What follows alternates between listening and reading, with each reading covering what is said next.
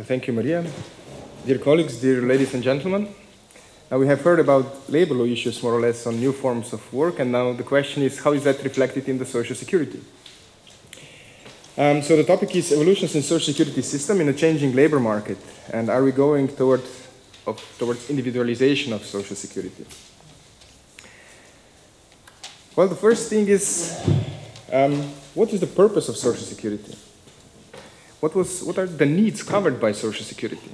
So if we can say that social security is protection provided by the society to its members in case of loss of income or additional costs due to more or less or broader or narrower solidarity, that is some kind of a broader definition.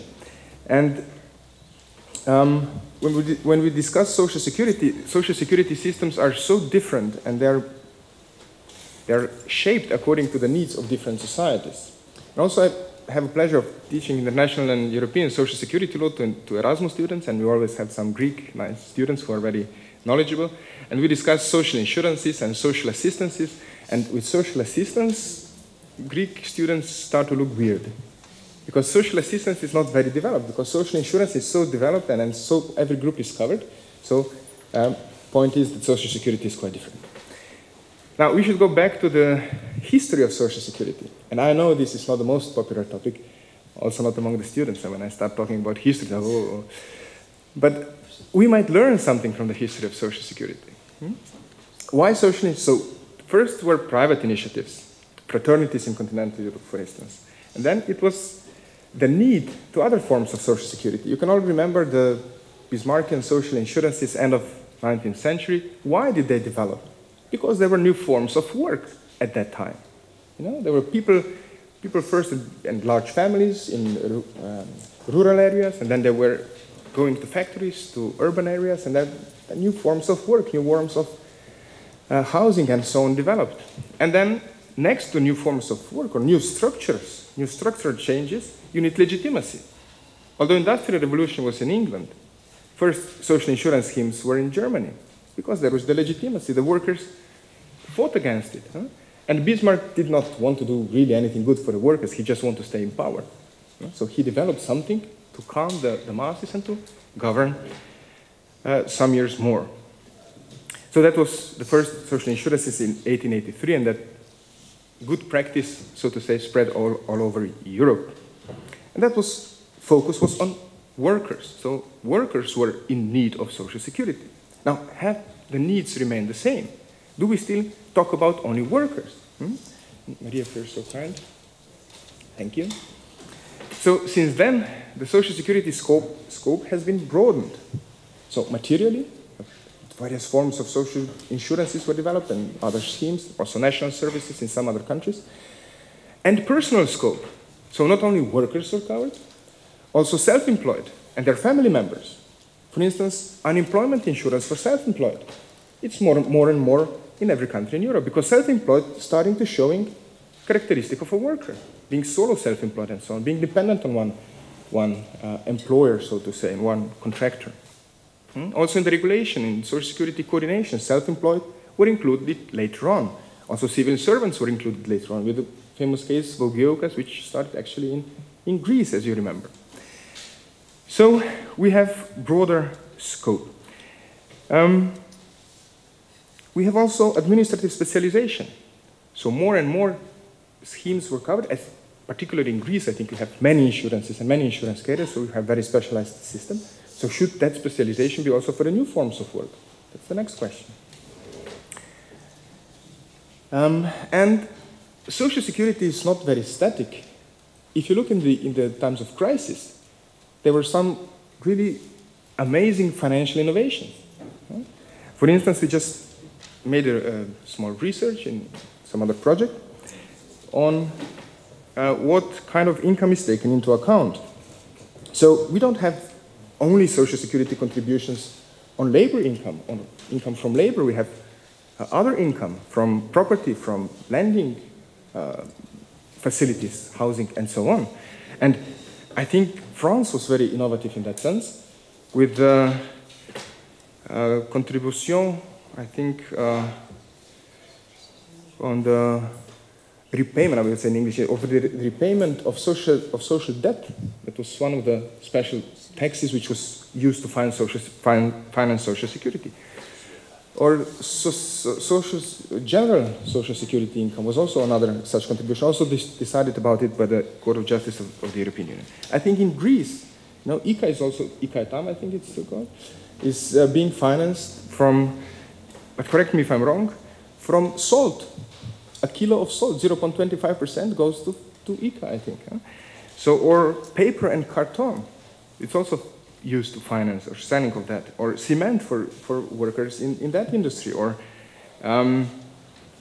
water supply for workers insured in water supply companies. So it's been very innovative. So that's financing side of Social Security. We also have benefit side of Social Security. And do we adjust as much as we adjust in the financial side? Well, not really. There is still some struggle to that point. For instance, we insure self-employed people, okay. We insure farmers, okay. But if they get sick, they get social sickness insurance benefit. Do farmers need sickness insurance benefit? They need somebody to take care of the farm. So adjustment is still possible in that way. So the development shows that it has been not only juridification, so more and more legal rules about specific groups and specific schemes, but it's been also about deprivatization, or socialization of risks, not in private insurances or fraternities and so on, but social or community, being on local level or state level solutions. Or is it now vice versa? So are we in the trend of privatization again, which occurred in many countries due to economic crisis, which I think was not the best solution. So now we have the new development, which is sharing economy. Now, a lot have been said about it. I will not repeat it. But do we speak about sharing economy, cooperative economy, collaborative economy? There is a European agenda for the collaborative economy, which is EC, European Commission communication, which is quite interesting. And it puts in the forefront the platform. Everybody is speaking about the platform. If there is no platform, there is no sharing economy.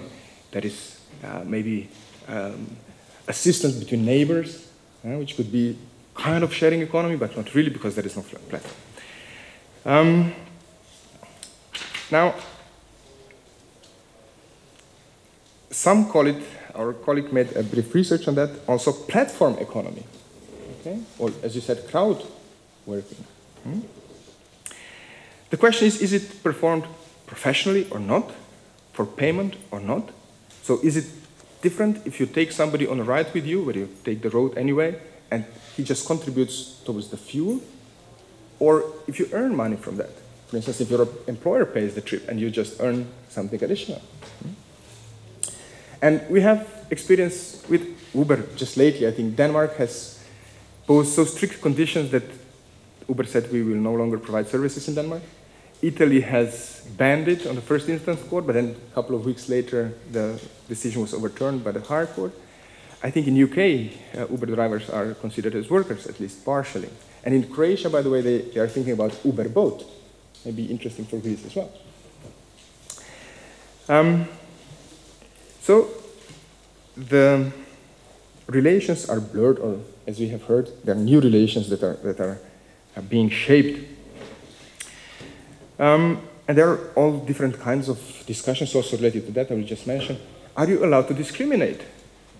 Or, because as an employer you cannot. Can you decide who will enter your flat or who will not? Can you say certain religions I accept, certain religions I don't? I need only young or only old? That's another question. So is it peer-to-peer more or business-to-consumer relations? And of course, it should not be just about flexibilization and lowering the salaries and so on, because Slovenian legislation is known to be quite rigid, but in the times of crisis, many people were dismissed, so it was not that kind of a problem. Maria, if you're so kind. Thank you. Yes, another one. And that brings me already to the conclusions. I don't want to waste too much of your time. And let me finish by saying that the only constant thing is changing, or the only constant thing is change, especially in social security. Change means adjusting. The social relations are being modified and changed all the time. So social security should adjust. And Slovenian's constitutional court, for instance, said that this is one of the principles of the rule of law. So the law has to change in order to follow the changed social relations. Okay?